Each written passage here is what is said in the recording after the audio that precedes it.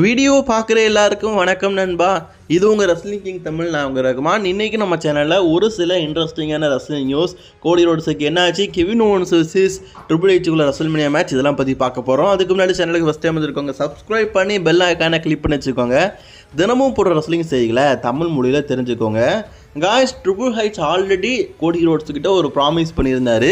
நான் உனக்கு ஒரு நாள் கிஃப்டாக சாட்டர்டே நைட் மெயின் இவெண்ட்டில் ஒன்று தருவேன் அப்படிங்கிற மாதிரி சொல்லியிருந்தார்.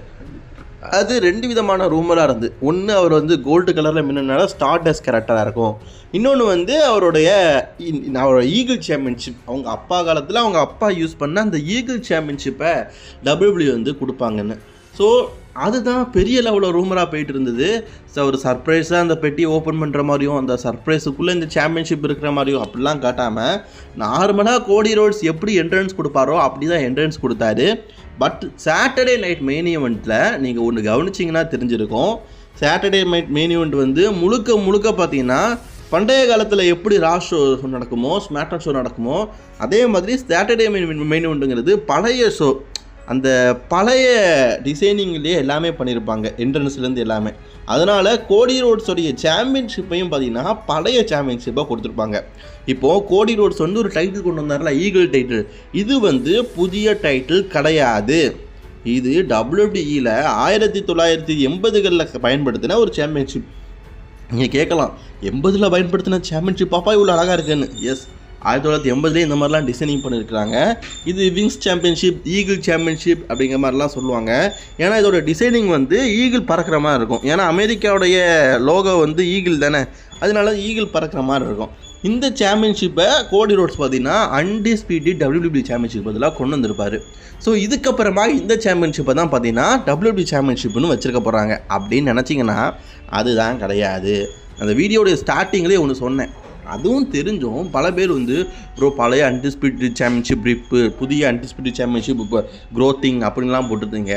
இந்த சாம்பியன்ஷிப்பை ட்ரிபிள் ஹெச் கொடுக்கும்போது சொல்லி தான் கொடுத்தாரு, ஒன் டே ஒன்லி, அதுவும் சாட்டர்டே நைட் மெயின் ஈவெண்ட்டில் மட்டும்தான் இந்த பழைய WWE சாம்பியன்ஷிப்பை நீ யூஸ் பண்ணணும், மற்றபடி எந்த நாளும் இந்த சாம்பியன்ஷிப்பை நீ யூஸ் பண்ணக்கூடாது இப்போது அப்படின்னு சொல்லியிருக்கிறாரு. ஸோ அதனால் இந்த சாம்பியன்ஷிப் அன்னைக்கு ஒரு நாள் மட்டுமே, சாட்டர்டே மெயின் முடிஞ்சிச்சா, இதுக்கப்புறமா கோடி ரோட்ஸ் இந்த சாம்பியன்ஷிப்பை கொண்டு வர மாட்டார். பழைய அன்டிஸ்பியூட்டட் சாம்பியன்ஷிப் தான் நமக்கான அன்டிஸ்பியூட்டட் சாம்பியன்ஷிப்பு. இந்த சாம்பியன்ஷிப் அந்த ஒன் டே மட்டும்தான். அதை தான் நம்ம ட்ரிபிள் ஹெச் சொன்னார், ஒரு நாள் மட்டும் தான் நீ யூஸ் பண்ணணும், அதுக்கப்புறம் யூஸ் பண்ணக்கூடாதுன்னு. அண்ட் இதெல்லாம் முடிஞ்சதுக்கப்புறமா கெவின் ஓவன்ஸ் பார்த்தீங்கன்னா கோடி ரோட்ஸை பயங்கரமாக அட்டாக் பண்ணியிருப்பார். அட்டாக் பண்ணது மட்டும் இல்லாமல் அந்த சாம்பியன்ஷிப்பை தூக்கி காட்டி, நான் எப்படியும் இந்த சாம்பியன்ஷிப்பை வின் பண்ண விட மாட்டேன்னான்னு சொல்லிட்டு தடை செய்யப்பட்ட மூவான பயல் டிரைவரை கோடி ரோட்ஸுக்கு போட்டிருப்பார். போட்டாலும் கோடி ரோட்ஸும் பார்த்தீங்கன்னா பயங்கர இன்ஜுரி ஆகிட்டு. அண்ட் அதே நேரத்தில் நீங்கள் ரிங் சைடு பார்த்தீங்கன்னா தெரில, கடும் கோவத்தில் ட்ரிபிள் ஹெச் கெவின் ஓவன்ஸை தள்ளி விட்டு சாம்பியன்ஷிப்பெல்லாம் பறக்க விட்டு ரெண்டு பேரும் மோதிக்கிற அளவுக்கு பார்த்தீங்கன்னா போயிட்டாங்க. ரெஃபரிஸ் எல்லாம் பார்த்தீங்கன்னா தடுத்து நிறுத்தினாங்க. ஸோ இந்த மூமெண்ட் வேறு லெவலில் இருந்தது. இதை பார்த்த பல நெட்டிசன்ஸுகள் பார்த்தீங்கன்னா கண்டிப்பாக இந்த வருஷம் ரெஸ்ல்மேனியாவில் கெவின் ஓவன்ஸுக்கும் ட்ரிபிள் ஹெச்சுக்கும் ஒரு மேட்ச் இருக்கும்பா அப்படிங்கிற மாதிரிலாம் எதிர்பார்க்குறாங்க. ஆக்சுவலி நம்ம ட்ரிபிள் ஹெச்சை பொறுத்த வரைக்கும் மாரடைப்பு வந்ததுனால தான் அவர் ரெஸ்லிங் கெரியரை விட்டு போனார். இல்லாட்டா வருஷத்துக்கு ஒரு மேட்ச்சு, தேவைப்படும் போது ஒரு மேட்ச்னு சொல்லிட்டு ட்ரிபிள் ஹெச் இது நாள் வரைக்கும் சண்டை போட்டுட்டு தான் இருப்பார். அந்த ஆளுக்கு ஹார்ட் அட்டாக் வந்துருச்சுங்க. ஸோ அதனால தான் சண்டை போடாமல் இருக்கார்.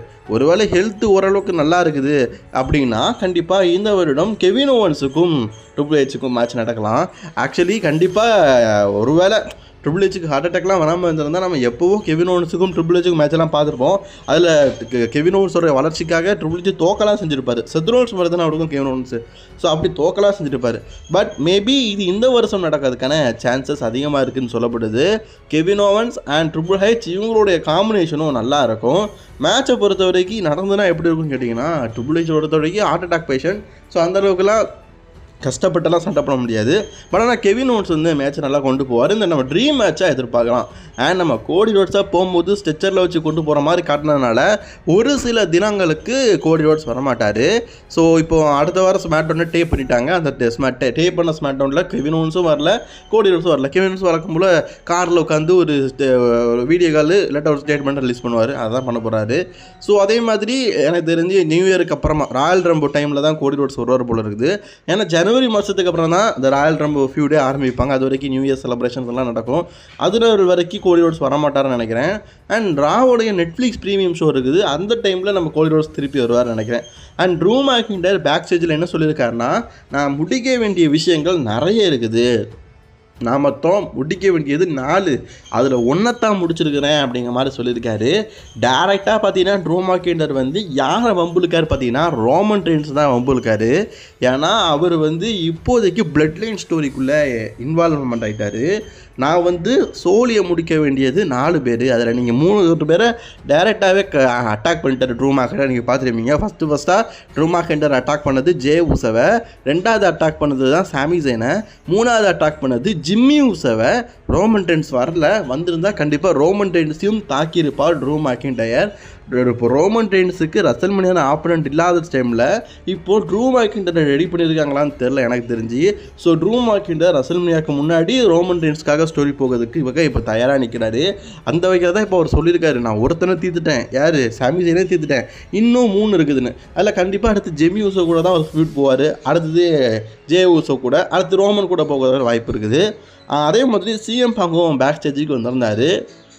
பல முன்னாள் ரெஸ்லர்ஸ், WWE லெஜண்ட்ஸ் இவங்கெல்லாம் பார்த்திங்கன்னா இன்றைக்கி வந்து சாட்டர்டே நைட் மெயின் இவென்ட் வந்திருந்தாங்க. நான் அவங்க கூடலாம் ஜாலியாக ஃபோட்டோலாம் எடுத்தேன், எனக்கு ரொம்பவே பிடிச்சிருந்தது, நாங்கள்லாம் ஜாலியாக இருந்தோம் அப்படிங்கிற மாதிரிலாம் பேசியிருந்தார். அதாவது வின்டேஜ் ஸ்டைல் மெயின் ஈவெண்ட் அப்படிங்கிற மாதிரி நடந்து தான். வின்டேஜ்னால் இந்த பழைய காலத்தில் எப்படி நடக்கும், அது மாதிரி ரெஃப்ரீஸ்லேருந்து அவங்க யூஸ் பண்ணுற காஸ்ட்யூம் எல்லாமே பழசு மாதிரி இருக்குமா. அதில் ஒரு ஃபோட்டோ காட்டினார்.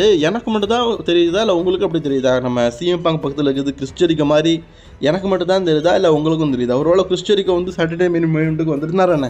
எனக்கு நம்ம பார்க்கும்போது சிஎம் பங்க் பக்கத்தில் கிறிஸ்டரிக்கா இருக்கிற மாதிரி தான் தெரியுது. பட் நான் கிளியரிட்டே தெரியல. உங்களுக்கு என்ன தோணுது அப்படிங்கிறது சொல்லுங்கள். சிஎம் பங்கே எப்படி ஜூம் பண்ணி காட்டாரு, நாங்கள்லாம் ஒன்றா ஃபோட்டோ எடுத்தோம் நான் பாருங்கள் அப்படின்னு சொல்லிட்டு காட்டாரு. எனக்கு சிஎம் பங்க் பக்கத்தில் இருக்கிறது கிறிஸ்டரிக்கா மாதிரியே எனக்கு தோணுது. ஒருவேளை கிறிஸ்டரிக்கா வந்திருக்க வாய்ப்பு இருக்குல்ல, என்ன தான் சண்டை கிண்டனாலும் அதரங்க ரெஸ்லிங் கம்பெனி போனாலும் ஃப்ரெண்ட்ஸ் தானே வருவாங்கல்ல.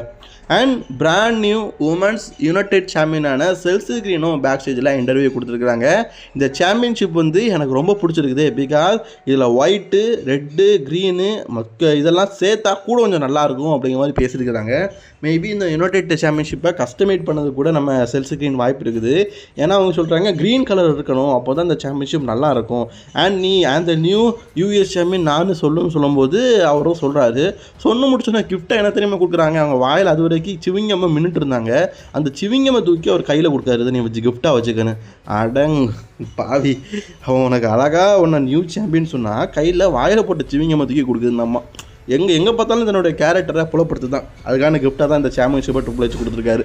சரி, பிராண்ட் நியூ யூஎஸ் சாம்பியனான செல்சி கிரீன் எத்தனை பேருக்கு பிடிச்சிருக்குது அப்படின்னு மறக்காமல் கான்வர்ஸில் கவனிக்கோங்க. இன்றைக்கான வீடியோவில் தான் பிடிச்ச லைக் பண்ணிக்கோங்க, தொடர்ந்து வீடியோ பார்க்க சேனலை சப்ஸ்கிரைப் பண்ணிக்கோங்க.